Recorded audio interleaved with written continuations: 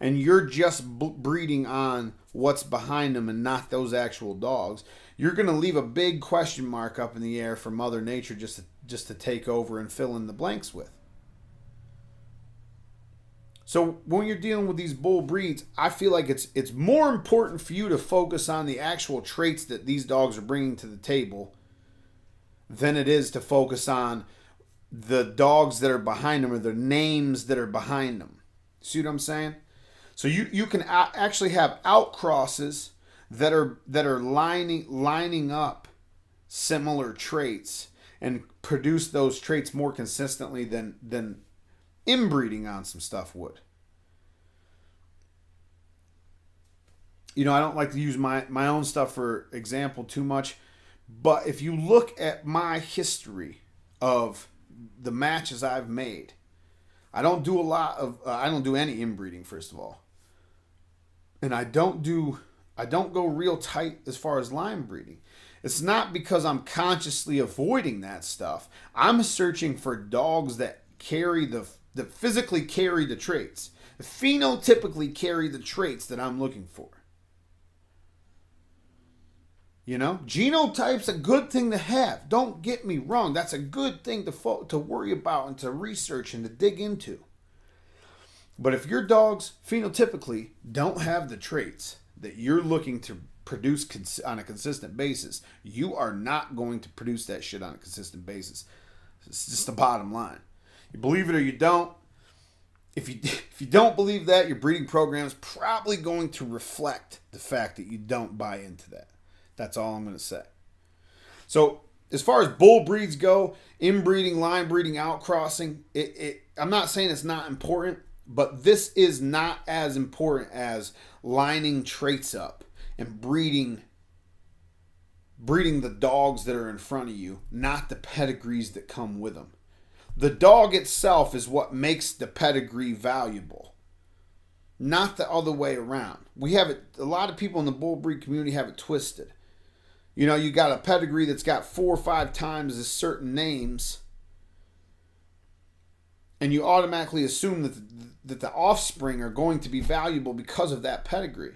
That pedigree doesn't mean a thing unless those dogs carry the traits that you were breeding for in the first place. I hope that makes sense. I don't know. I mean, if you look at the guys that are doing it consistently, yes, there is line breeding and inbreeding going on.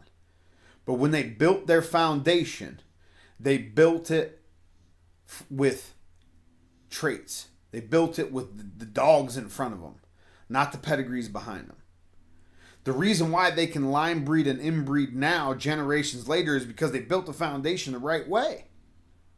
So now they line breed and inbreed to lock in the look that they've brought with these outcrosses. That's just, you know, from what I've seen over the last almost a decade. Take it for what you want, or don't. Tell me to fuck myself. Tell me I'm dumb. Tell me I don't know what I'm talking about. If you think I'm dumb, you think I don't know what I'm talking about as far as that stuff goes, leave me a comment. It's all good. I'm open to criticism up and down. Now, we're going to get into something that's new to this week called the What the Fuck of the Week. Okay?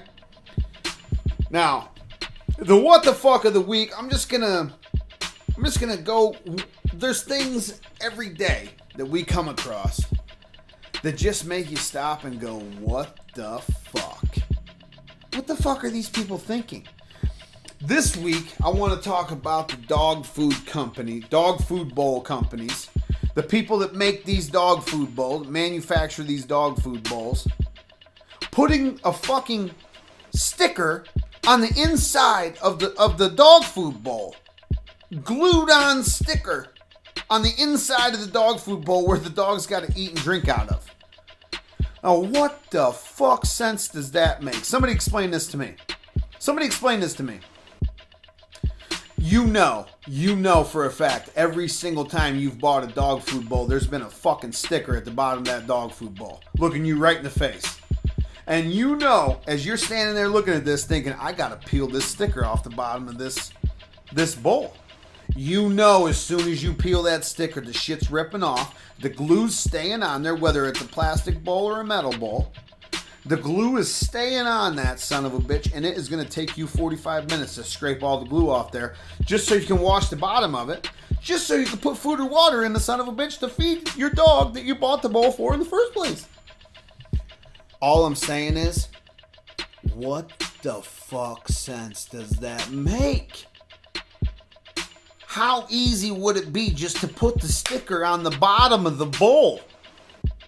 Same size sticker. You don't have to change anything. Just flip the bowls over.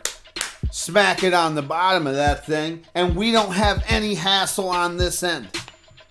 We got to boycott this shit, people. We got to get behind them. We got to crawl up their asses to really get some things changed around here.